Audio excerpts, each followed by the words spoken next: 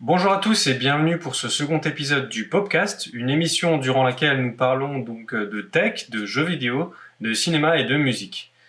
Voilà, donc on va enchaîner directement sur notre premier sujet du jour, à savoir un sujet un peu tech, donc à savoir le deepfake. Et donc récemment, on a pu voir un petit peu tourner sur les réseaux sociaux, mais peut-être pas la majorité d'entre vous, donc je vais vous en parler aujourd'hui parce que je trouve ça intéressant. On a pu voir tourner donc cette vidéo de deepfake à propos de Tom Cruise. Et en fait, en réalité, il ne s'agit pas de Tom Cruise. Et donc c'est ce qui est assez bluffant, je trouve, avec les avancées de la technologie, ce qu'il est possible de faire. Donc en fait, il s'agit d'une vidéo que je vous présente là actuellement, durant laquelle on voit effectivement Tom Cruise jouer au golf et manier son swing. Et en fait, en réalité, il s'agit a priori d'un acteur qui est plutôt spécialisé dans le sosie de Tom Cruise, mais un acteur qui est plutôt talentueux à ce petit jeu-là. Et il est actuellement en train de faire des vidéos qui sont assez virales sur TikTok, puisqu'il est, via son jeu d'acteur, assez proche de ce que Tom Cruise représente. Donc, et par-dessus son jeu d'acteur, donc un ordinateur prend le relais avec des algorithmes pour, on va dire, modifier, adapter son visage et le faire véritablement passer pour Tom Cruise. Et c'est là où c'est bluffant, c'est que, effectivement, dans le fond, il y a un acteur qui est particulièrement talentueux, qui permet, en utilisant la technologie, d'arriver à ce résultat-là au final. Mais néanmoins, on peut quand même se demander, dans les années à venir, ce qui va se passer. Est-ce que, la technologie évoluant, est-ce qu'on ne sera pas capable de complètement usurper des identités? Alors, il faut savoir que pour arriver au résultat de Tom Cruise, il y a tout un tas de ce qu'on appelle des intelligences artificielles, mais qui au final ne sont pas si intelligentes que ça. C'est simplement des algorithmes qui avalent comme ça tout un tas de vidéos de célébrités pour, on va dire, emmagasiner dans leur base de données une espèce comme ça de visage de la personne, de la célébrité en question, et pour après, par la suite, répliquer ce visage, le reproduire sur une vidéo existante d'une autre personne. Alors aujourd'hui, on ne peut pas dire qu'on peut faire tout ce qu'on veut. Néanmoins, on voit que par rapport à ne serait-ce que 2 ans en arrière, on a fait de sacrés progrès, puisqu'il y avait eu déjà un sujet similaire avec un chercheur qui avait fait une vidéo par rapport à Barack Obama. C'était pas parfait, on voyait les défauts, mais néanmoins, on voyait qu'on pouvait complètement synthétiser une voix ou même modifier comme ça des expressions faciales. Donc c'est assez bluffant dans quelle direction on se dirige. Et quand je dis bluffant, c'est surtout que ça fait un peu peur, quoi. Donc je pense qu'un jour il va falloir légiférer là-dessus, peut-être faire en sorte que ces logiciels ne puissent pas être utilisés par n'importe qui et dans n'importe quel usage, qu'il y ait peut-être des signatures numériques pour nous dire voilà, attention, ok, cette vidéo elle est faite, mais elle a été faite à partir d'un logiciel qui fait du fake, qui fait de la simulation, et cette vidéo n'est pas réelle. Il faudrait peut-être qu'il y ait des métadonnées qui puissent voilà, signaler, qu'on puisse contrôler qu'une vidéo est véridique ou pas. Parce que à l'heure actuelle, on peut faire un peu tout ce qu'on veut, et je pense que clairement, ça va être nécessaire de légiférer. Ça va donner lieu à pas mal de dérives. Voilà, donc je voulais vous parler de ce sujet. C'est un thème qui me paraissait important, et l'actualité s'y prétend. J'ai trouvé intéressant d'en parler. Je voulais également vous parler de 2 coups de cœur, enfin 2 coups de cœur, plutôt 2 jeux que j'ai pu jouer récemment. Un sur la Series X puisque c'est une exclusivité, et l'autre sur PlayStation 5. Par contre, c'est un jeu tiers, donc il est dispo sur les 2 consoles. Donc on va commencer par l'exclusivité donc Xbox sur les consoles Series, donc Series S ou Series X, selon la machine que vous avez. Il s'agit de The Medium, par la Bloober Team, donc un studio polonais. Et donc j'ai pu terminer le jeu. Il s'agit pour moi d'un bon jeu, pas exceptionnel non plus, mais d'un bon jeu. Si je devais lui mettre une note, je lui mettrais sans doute la note de 8 sur 10. Pourquoi? Parce que c'est un jeu qui m'a changé de mes habitudes. C'est un jeu qui est plus narratif qu'un jeu d'action. Si vous vous attendiez, et moi je pense que les bandes annonces de départ m'ont un petit peu trompé, et je pense que Xbox, ça les a arrangé aussi un peu de le présenter comme ça. Ils n'avaient pas beaucoup d'exclusivité au départ, donc ils l'ont un peu présenté avec une bande-annonce un petit peu spectaculaire qui claquait, hein, qui envoyait du lourd avec comme ça des éclairs. On passait d'une dimension à une autre. Et c'était ça qui était mis en avant. Et on avait un petit peu peut-être que je me trompe, hein, mais je pense que c'était un peu mis en avant comme étant un jeu plus action, enfin en tout cas qui allait envoyer du lourd. Il se trouve que c'est un jeu qui est plus un petit peu sur de la tension psychologique. C'est pas non plus le truc qui va vous faire une crise cardiaque, mais il y a quand même quelques passages un petit peu tendus, voilà, qui jouent un petit peu sur l'émotionnel. Et c'est vrai que c'est pas le genre de jeu que personnellement je joue régulièrement, donc ça m'a un petit peu changé de mes habitudes, et pour ça j'apprécie l'expérience. C'est un jeu qui est graphiquement plutôt joli, mais il y a quelques défauts qui vous sortent un petit peu quand même, notamment une texture qui est totalement baveuse, de mauvaise qualité, et qui d'un coup va charger en qualité élevée. Donc on est un peu surpris là, parce qu'on est quand même sur Series X avec un disque SSD qui est normalement particulièrement performant.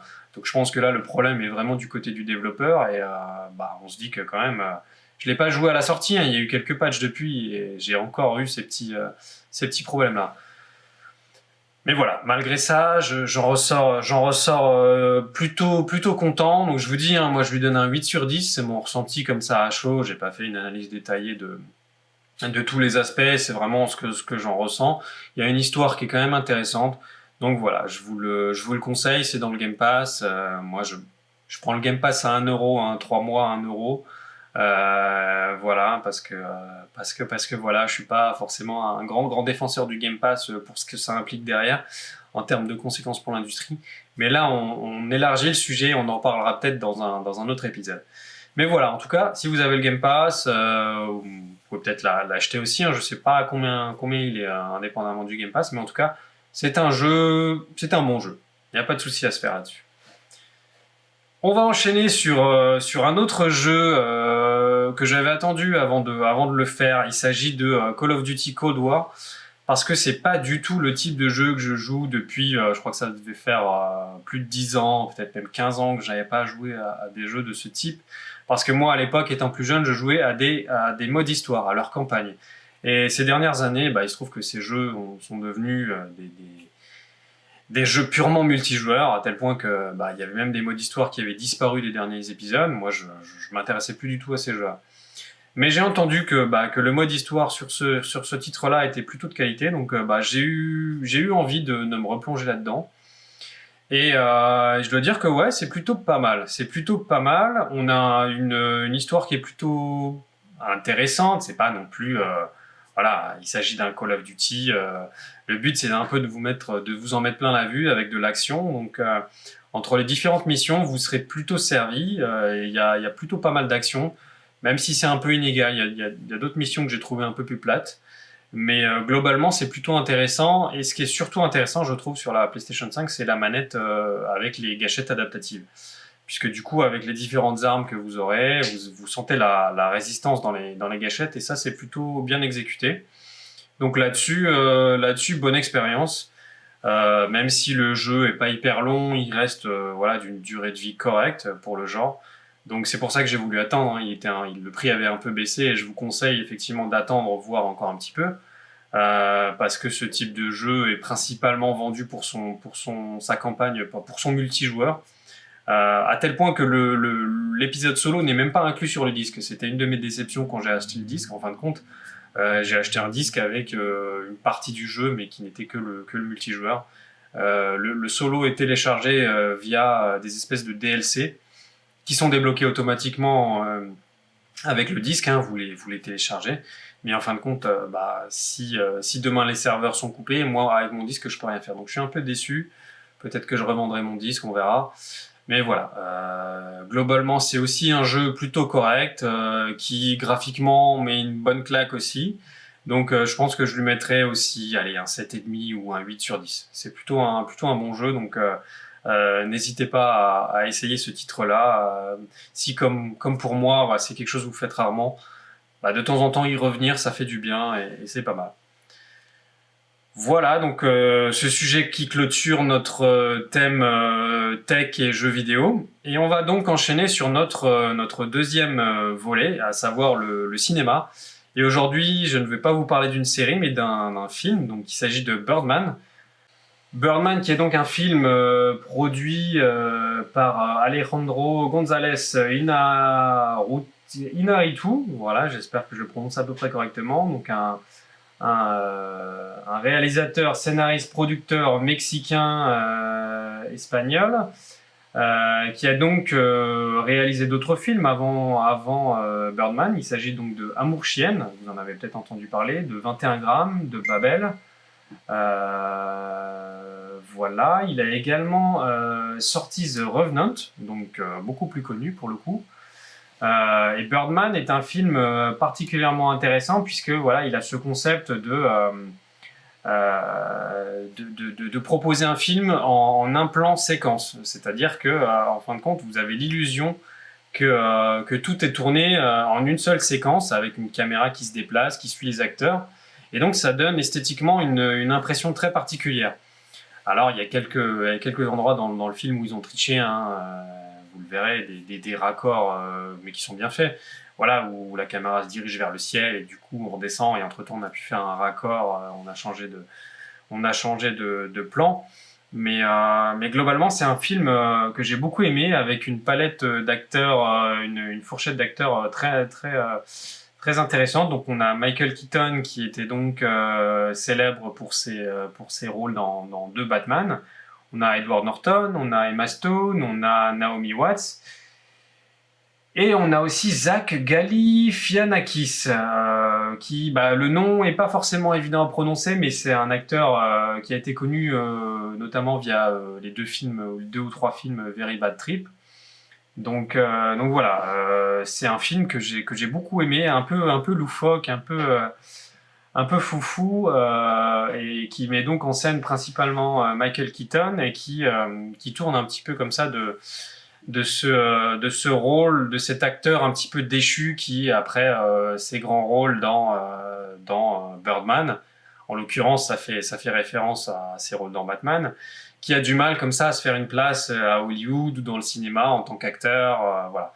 Et donc il est comme ça, il a une carrière plutôt d'acteur de théâtre, donc il a une troupe de théâtre et dans sa salle, voilà, il essaye de se faire un nom et ça tourne un petit peu autour de ce drame familial. Alors c'est plutôt une espèce de comédie loufoque, mais c'est un petit côté comme ça dramatique avec sa fille qui fait aussi un petit peu partie de la troupe et qui n'hésite pas comme ça à le poignarder à divers moments. Mais voilà, c'est un film que je vous recommande qui vaut vraiment le coup.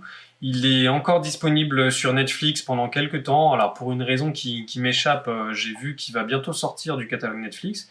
Je crois que c'est le 23 ou 24 mars. Donc je vous encourage à filer si vous avez un abonnement sur Netflix ou alors à le louer sur des plateformes de VOD. C'est vraiment un film très sympa. Voilà, ça clôture donc notre épisode cinéma pour aujourd'hui. Et on va enchaîner sur notre séquence musique avec un musicien et un auteur, compositeur, musicien qui me tient particulièrement à cœur. Ça fait donc plus de 15 ans que je le suis maintenant. Et donc il s'agit de John Mayer. Donc c'est un musicien américain qui a commencé donc sa carrière il y a maintenant, en 99, il a commencé à se faire connaître, donc ça fait maintenant plus de 20 ans, avec voilà des thèmes un petit peu pop acoustique, pop rock. Alors c'est quelqu'un qui a connu le succès assez rapidement, en fin de compte, avec notamment pas mal de Grammy Awards dès 2003. Il a commencé sa carrière, il a commencé la guitare avec des influences pop, rock et blues, notamment Stevie Ray Vaughan, donc pour ceux qui connaissent, l'un des rares hommes blancs ayant percé dans le blues à l'époque. et qui s'est, si je ne m'abuse, qui s'est crashé en arrivant à un de ses concerts. Son hélicoptère s'était crashé, donc voilà, il est célèbre, il est connu dramatiquement pour ce sujet-là, quoi. Voilà, donc c'est un artiste qui a particulièrement marqué John Mayer dans son enfance quand il a commencé la guitare, et il a aussi particulièrement été marqué par la performance de Marty McFly dans Retour vers le futur. Voilà, si vous vous souvenez de ce solo assez mythique, c'est quelque chose qui avait pas mal marqué John Mayer à l'époque, ainsi que Jimi Hendrix. Donc voilà, il y a pas mal de noms, mais on pourra en citer tellement. Il y a Coldplay aussi, il y a Dave Matthews Band, qui est un groupe américain qui est beaucoup moins connu ici en Europe, mais aussi très très bon. Je vous en parlerai d'ailleurs peut-être dans un épisode, on verra. Et voilà, John Mayer, c'est un artiste dont la musique a beaucoup évolué au fil de sa discographie. Et il serait difficile pour moi de vous recommander une unique chanson pour vous faire un avis.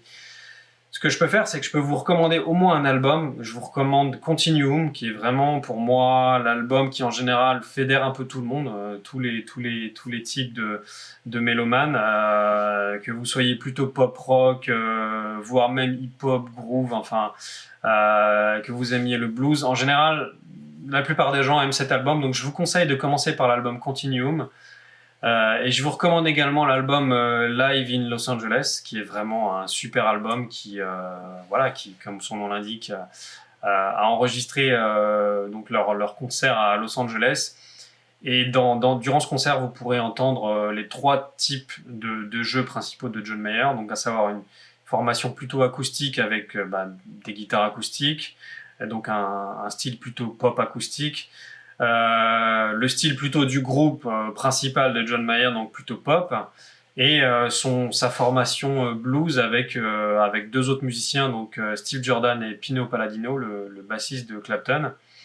Et là, c'est un peu plus rugueux, c'est un peu plus blues, donc ça plaira pas forcément à toutes les oreilles, mais en tout cas, si vous écoutez ce concert-là, vous aurez une bonne compréhension de toutes les facettes du jeu de John Mayer en tant que musicien. Je vous recommande également un documentaire qui a été réalisé par un fan, mais très bien fait, qui a été même salué par John Mayer par la suite, qui retrace un petit peu toute la carrière de John Mayer depuis son plus jeune âge, comment il s'est mis à la guitare. Jusqu'à ses albums les plus récents, mais il n'y a pas le tout dernier dedans, il n'y a pas celui de 2017. Je crois que le documentaire s'arrête à 2013 ou 2014. Donc, mais je vous mettrai un lien. Donc c'est le documentaire qui s'appelle Someday I Will Fly, et c'est vraiment bien très bien réalisé. Voilà, j'en perds mes mots. Mais voilà, en tout cas, pour des raisons de droit, je ne peux pas vous inclure de musique dans ces formats-là. Donc je vous mets principalement des extraits de clips pour que vous voyez un petit peu à quoi ça ressemble. Et je vous invite vraiment à vous faire les recherches, que ce soit sur Spotify, enfin sur les différentes plateformes à votre disposition ou sur YouTube. Voilà. Ah oui, je voulais également vous dire que John Mayer a également fait tout un tas de collaborations, et c'est quand même intéressant de les citer. Il a plus récemment joué avec Ed Sheeran, mais par le passé, voilà, il a travaillé avec B.B. King, Eric Clapton, Léon Russell, Katy Perry, Frank Ocean, Taylor Swift, Jay-Z, Johnny Bennett, Chris Botti, Alicia Keys, je sais pas si je l'avais dit, The Roots, Kanye West, Rob Thomas, Herbie Hancock et même Buddy Guy. Il y en a sans doute d'autres que j'ai oublié ici, mais je pense que ça valait la peine d'en parler. Voilà, donc je vois que la vidéo approche tout doucement des 20 minutes, donc on va s'arrêter là. Je pense que vous avez assez de contenu pour faire vos démarches et vos recherches par vous-même. J'espère que ce deuxième épisode du podcast vous aura plu, que ces recommandations, vous les trouverez intéressantes. N'hésitez pas à commenter sous la vidéo ce que vous pensez de ce format, de ces recommandations. Voilà. Et dans un prochain épisode, je pense qu'on changera un petit peu de style de musique. Je vais essayer de vous proposer quelque chose peut-être d'un peu plus électro ou d'un peu plus hip-hop. Mais en tout cas, ne vous inquiétez pas, il y aura différents styles de musique également dans ce format-là. Voilà, écoutez, j'espère que vous allez bien, portez-vous bien comme d'habitude, et puis très bientôt sur la chaîne. Salut!